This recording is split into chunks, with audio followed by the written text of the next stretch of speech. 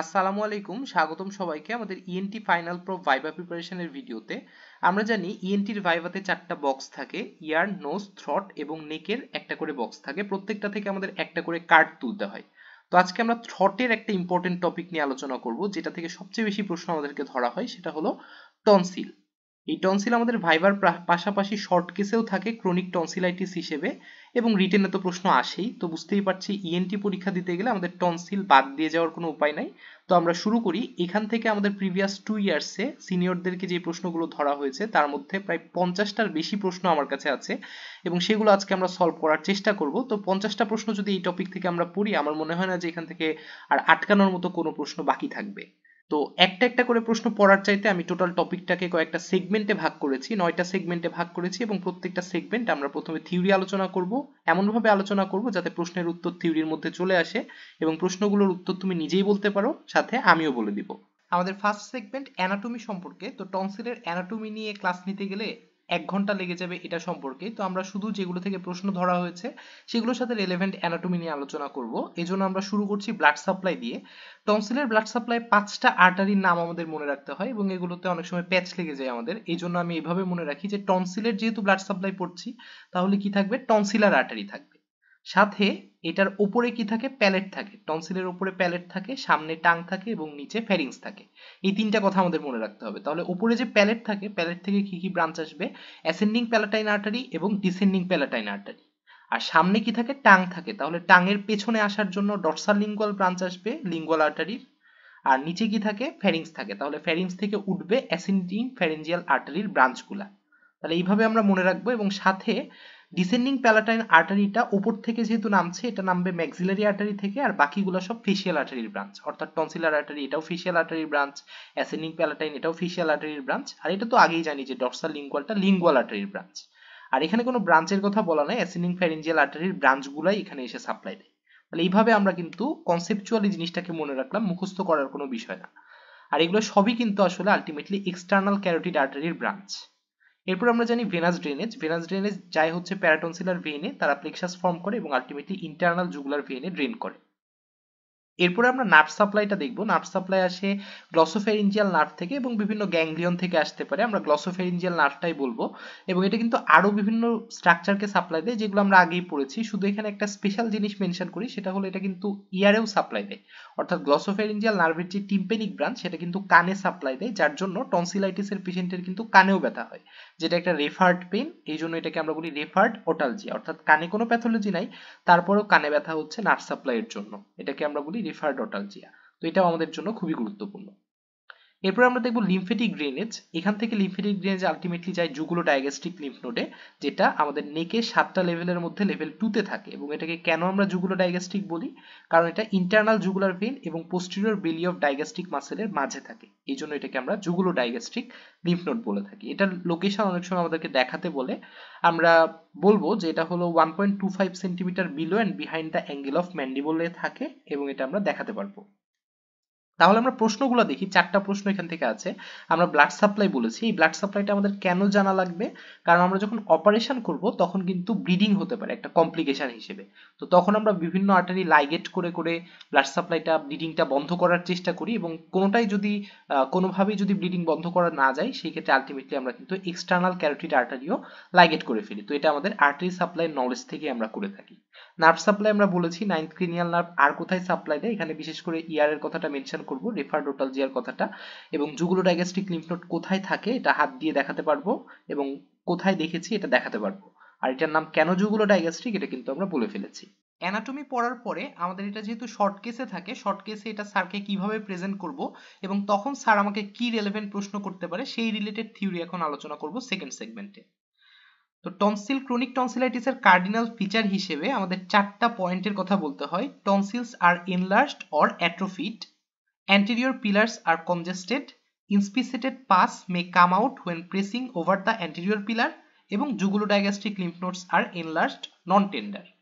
তো আমরা first point বলেছি টনসিলস আর এনলার্জড অর অ্যাট্রোফিড। পরীক্ষায় সবসময় এনলার্জটা দিবে, কারণ এনলার্জটা আমরা চোখে দেখতে পাবো, অ্যাট্রোফি হলো তো দেখতে পেতাম না। তো এনলার্জ কখন বলবো? আমরা জানি যে এখানে অ্যান্টেরিয়র পিলার থাকে, অ্যান্টেরিয়র পিলার যখন টনসিলটা এরকম অ্যান্টেরিয়র পিলার দিয়ে বের হয়ে আসবে, নর্মালি তো লুকায়িত অবস্থায় থাকে এটার ভেতরে, যখন এটার ভেতর দিয়ে বের হয়ে আসবে এনলার্জড হয়ে, যখন আমি দেখতে পাবো চোখে, তখন বলবো এনলার্জড।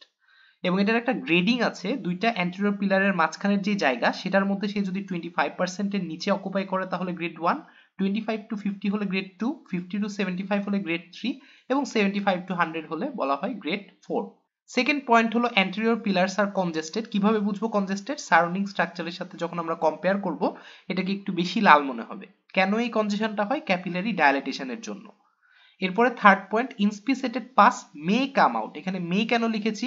কারণ আগের জন যদি পরীক্ষা করে পাসটা বের করে দেয় তাহলে আমি পরে যে সাথে সাথে পরীক্ষা করলে এটা কিন্তু বের হবে না, এই জন্য আমি এখানে মে লিখেছি।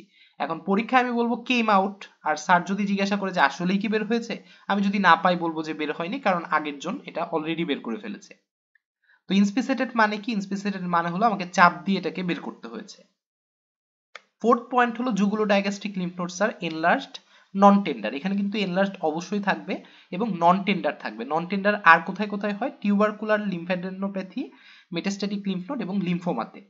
আর নন টেন্ডার টেন্ডার কখন হয়? Acute tonsillitis, peritonsillar abscess, acute pharyngitis এবং অ্যাকিউট এপিগ্লটাইটিসে। তাহলে এখান থেকে কি কি প্রশ্ন করে? আমরা ইন্সপেক্ট করে প্রথম দুইটা পয়েন্ট পাবো, অর্থাৎ টনসিলস আর এনলার্জড এবং অ্যান্টেরিয়র পিলার্স আর কনজেস্টেড। এটার কি কি ফাইন্ডিংস বা কার্ডিনাল ফিচার চারটা আমরা অলরেডি বলে ফেলেছি। ইনস্পিসেটেড কিভাবে বুঝবো? চাপ দিয়ে বের করেছি এই জন্য। এনলার্জড টনসিল কখন বলবো? এটার গ্রেডিং কি? এগুলো আমরা বলে ফেলেছি। অ্যান্ড অ্যাকিউট হলে আমরা কি পেতাম? লিম্ফ নোড টেন্ডার পেতাম। টেন্ডারের কি কি কজ ছিল সেটা বলেছি, এবং টেন্ডার হলে ডায়াগনোসিস কি, সেম প্রশ্ন আমরা বলে ফেলেছি। এখন ক্লিনিক্যাল ফিচার বললে আমরা সিমটম এবং সাইন বলবো। সাইন তো অলরেডি বলে ফেললাম। সিমটম কি থাকবে বা পেশেন্ট কেন অ্যাডমিট হবে? কিছু সিমটম নিয়ে অ্যাডমিট হবে। কি কি সিমটম?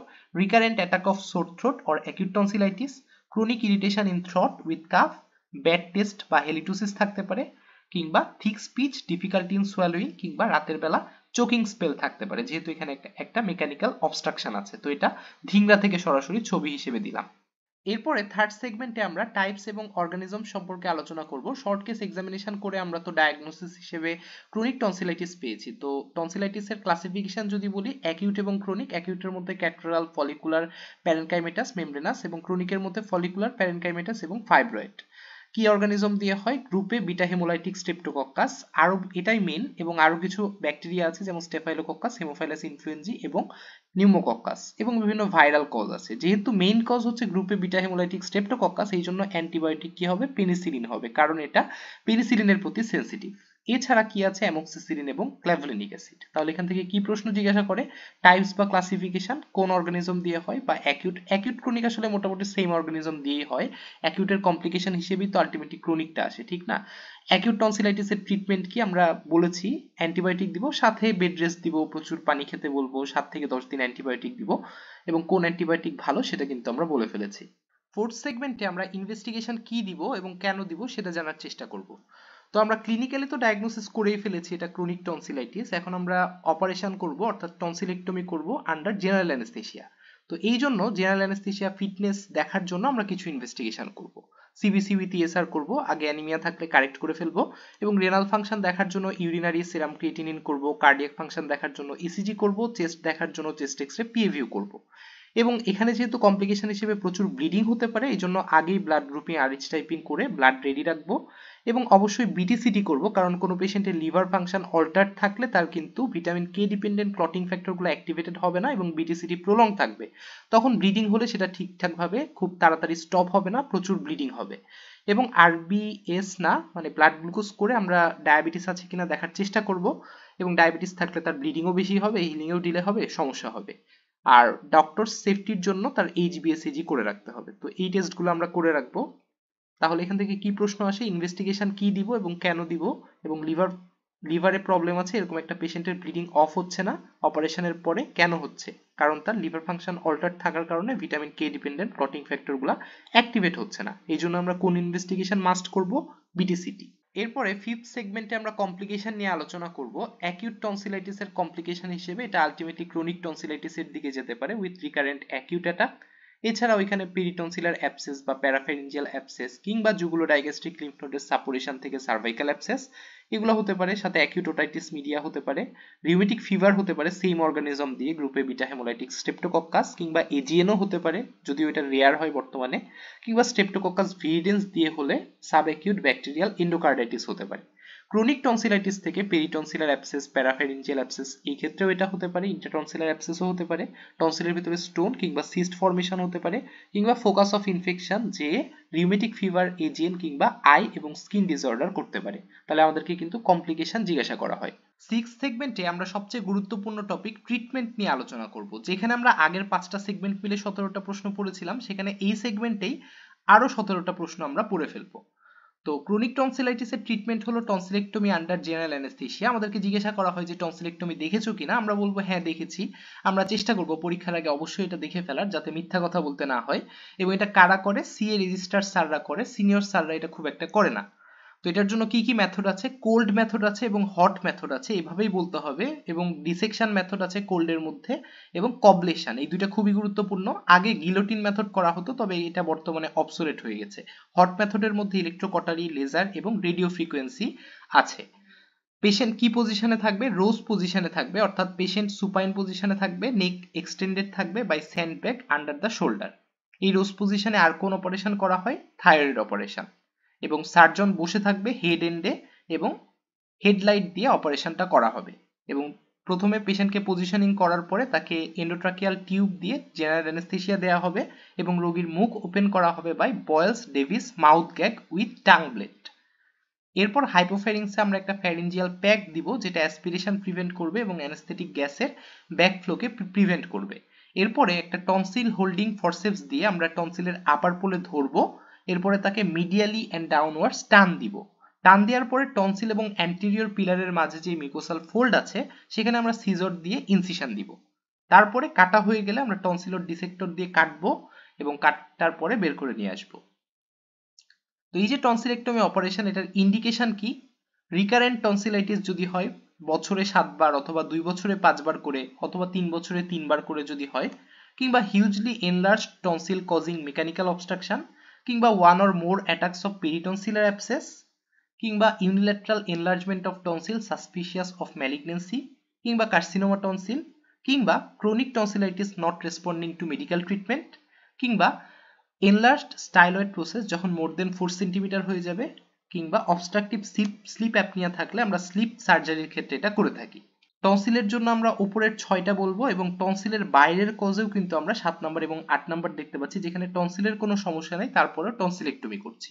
এছাড়া আমাদের পেরিটনসিলার অ্যাবসেসের ক্ষেত্রে আমরা কখন টনসিলেক্টমি করব? 4 থেকে 6 সপ্তাহ পর। এটাকে আমরা বলি ইন্টারভাল টনসিলেক্টমি। আর যদি বলে একটা ইন্ডিকেশন বলো, সেই ক্ষেত্রে আমরা কোনটা বলবো? কার্সিনোমা টনসিল, কারণ এই ক্ষেত্রে টনসিলেক্টমি করতেই হবে। আর যদি বলে টনসিলের কজ ছাড়া অন্য কোনো কারণে টনসিলেক্টমি করা হয়, এরকম এক্সাম্পল বলো, তখন আমরা ইলংগেটেড স্টাইলয়েড প্রসেস এবং স্লিপ সার্জারি বলবো।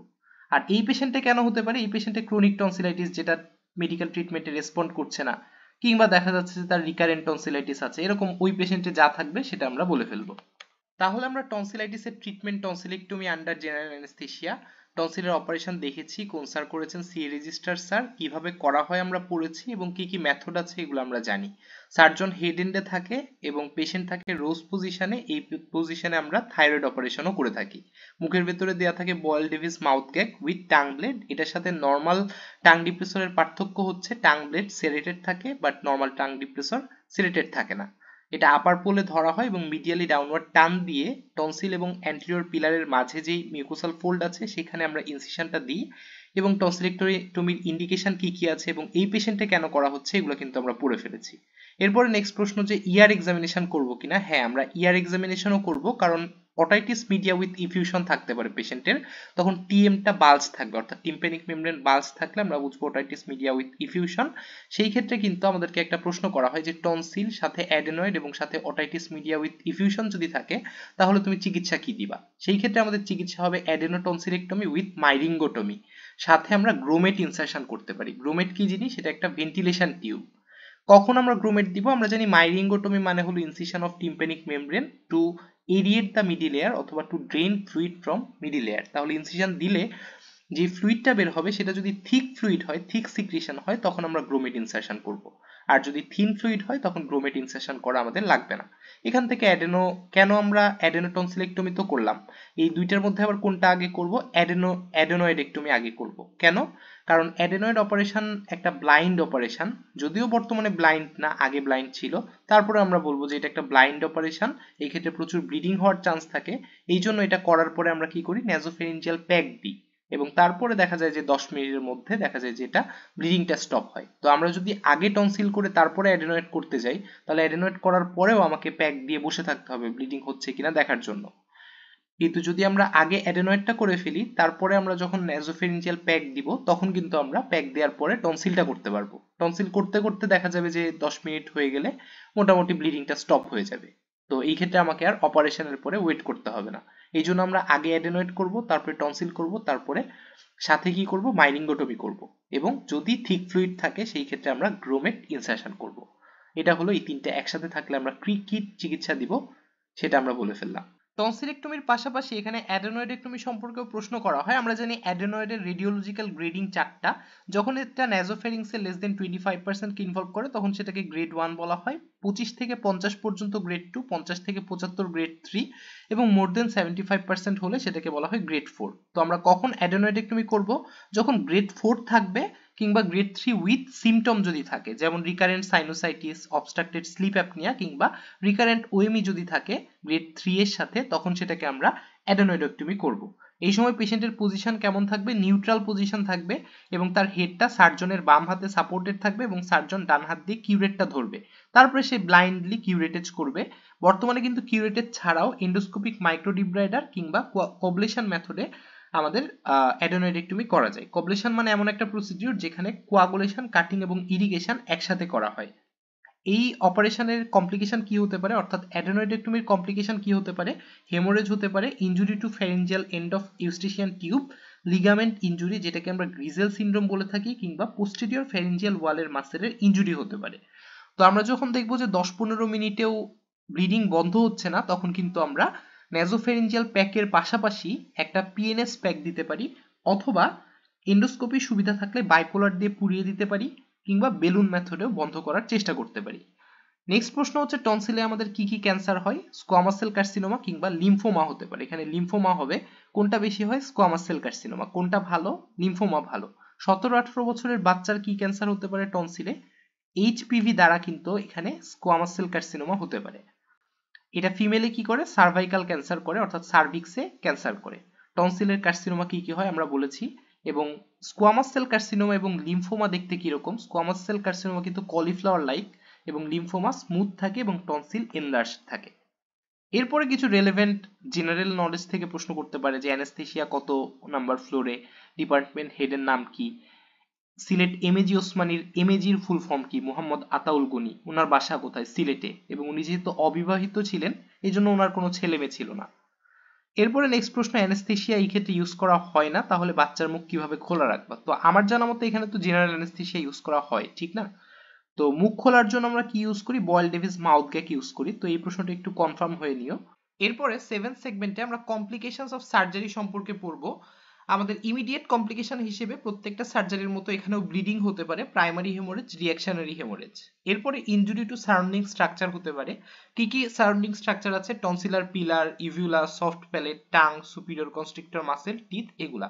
আমরা যখন Boyle Davis mouth gag insert করে মুখ খোলার চেষ্টা করব তখন এগুলাতে ইনজুরি হতে পারে। যে ব্লিডিং হচ্ছে সেটা যদি অ্যাসপিরেশন হয়ে যায় তখন এটা একটা immediate complication, aspiration of blood. Facial oedema হতে পারে, বিশেষ করে আইলিডের চারপাশে। সার্জিক্যাল এমফাইসেমা হতে পারে সুপিরিয়র কনস্ট্রিক্টর মাসেলের ইনজুরির কারণে।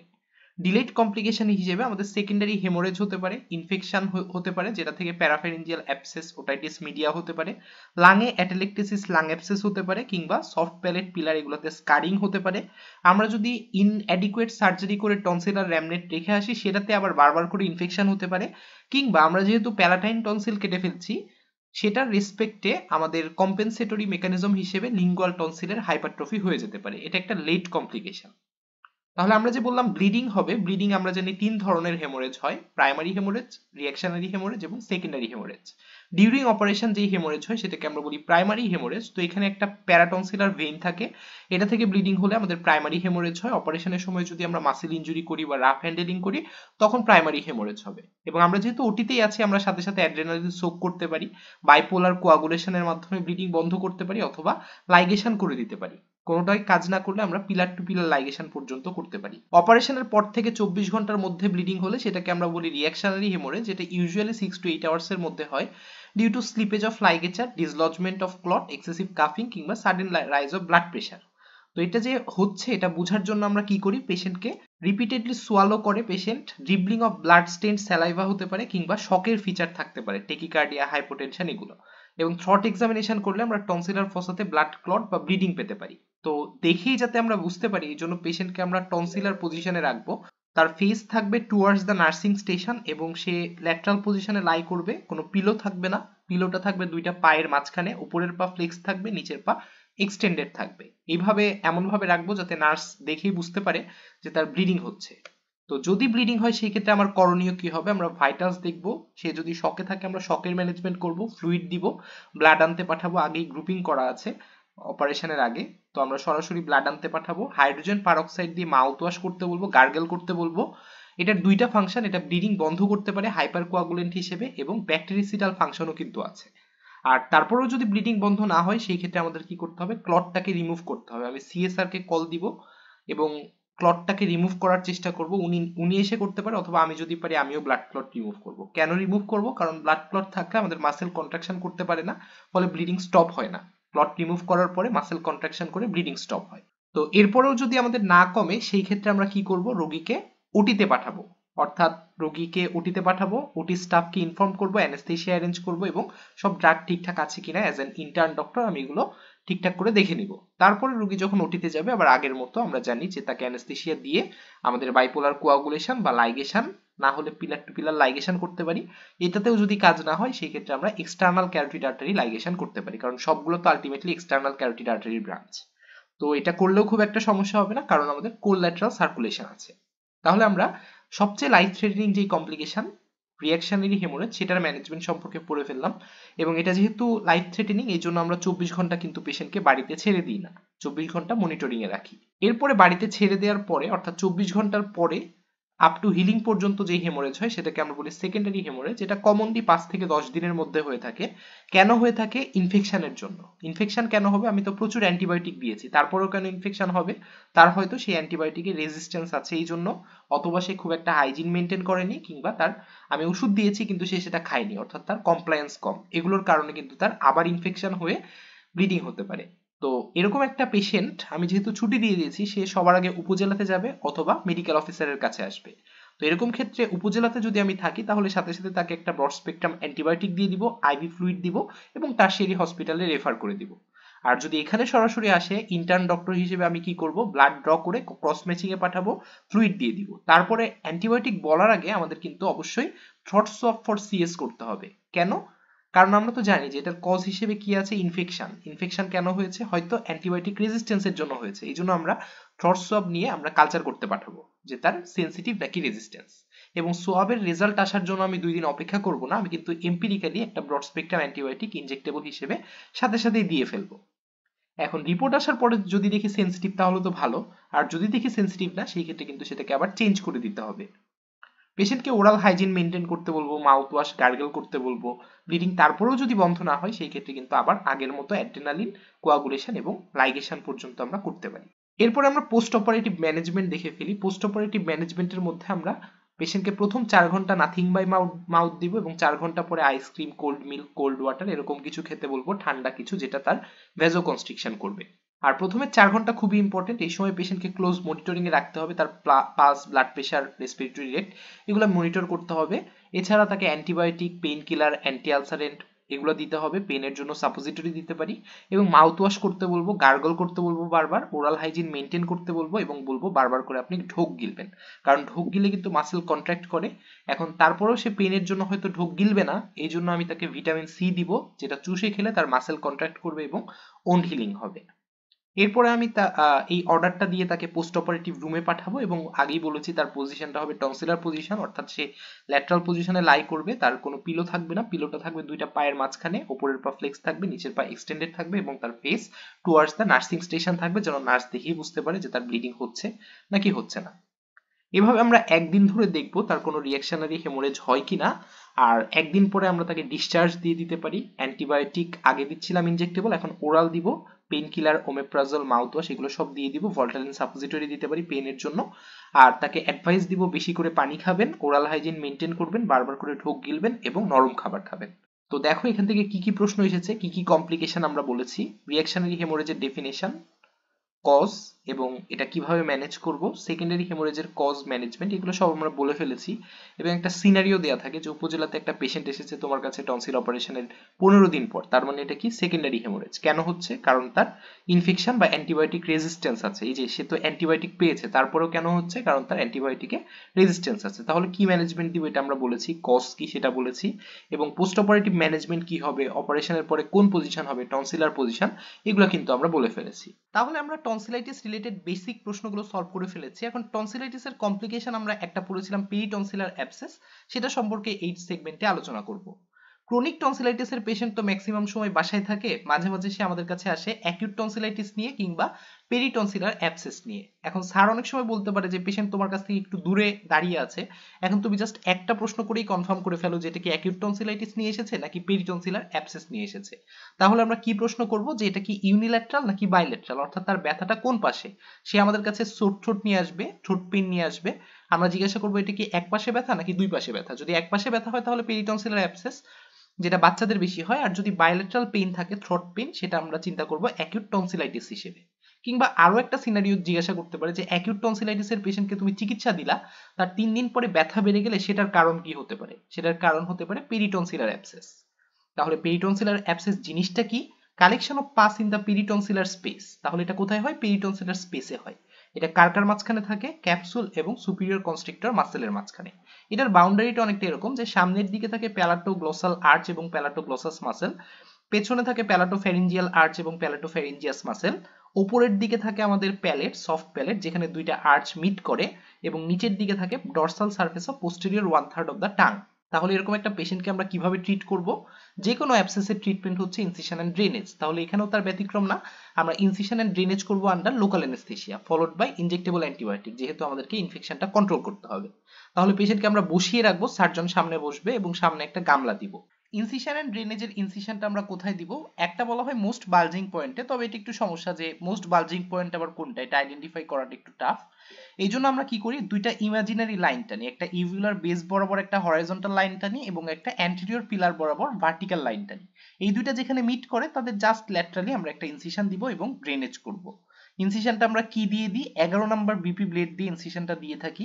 এই ব্লেডটাকে আমরা মাইক্রোপোরে মুড়াই, জাস্ট টিপটা ওপেন রেখে একটা ফুটা করি, ফুটা করে তারপরে সেটাকে সাইনাস ফোরসেপস দিয়ে এনলার্জ করে ফেলি এবং সেখান দিয়ে যখন পাস আসবে সেটাকে আমরা সাকশন করব, অথবা পেশেন্টকে বলবো সামনের গামলাতে ফেলে দিতে।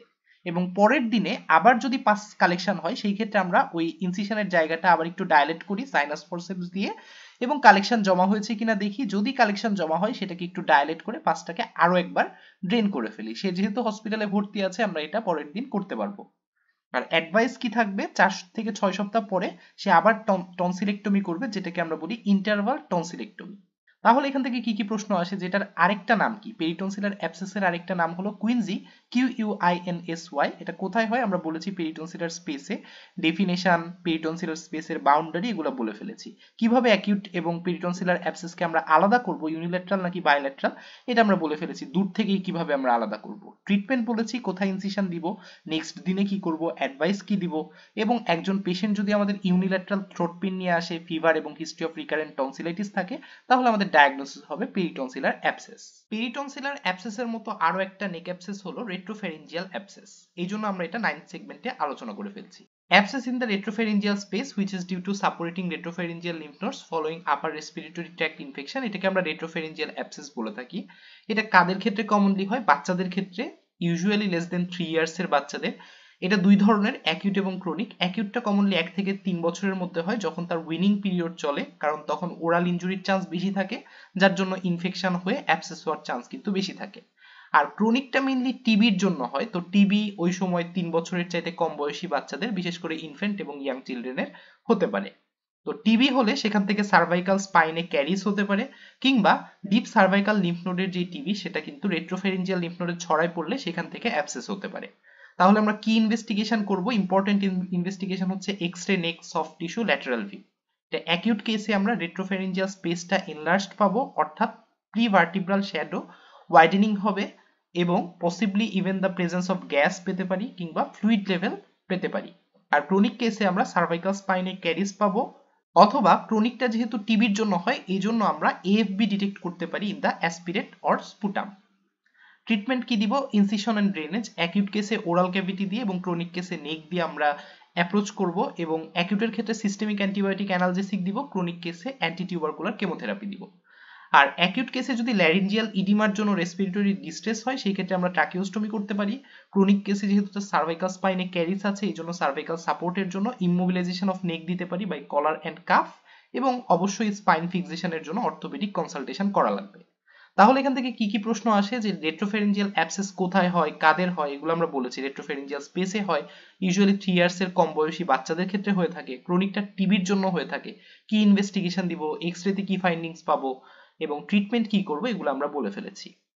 আর টিবির ড্রাগ কি দিব, ডিসেমিনেটেড আর নরমাল টিবির ড্রাগ কি দিব, এটা আমি আপাতত বলতে চাচ্ছি না, এটা আমরা অন্য কোনো ক্লাসে পড়ার চেষ্টা করব।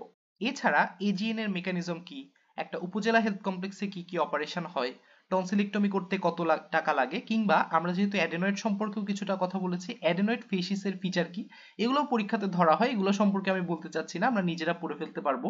তো এতক্ষণ পর্যন্ত ধৈর্য সহকারে শোনার জন্য ধন্যবাদ। আসসালামু আলাইকুম।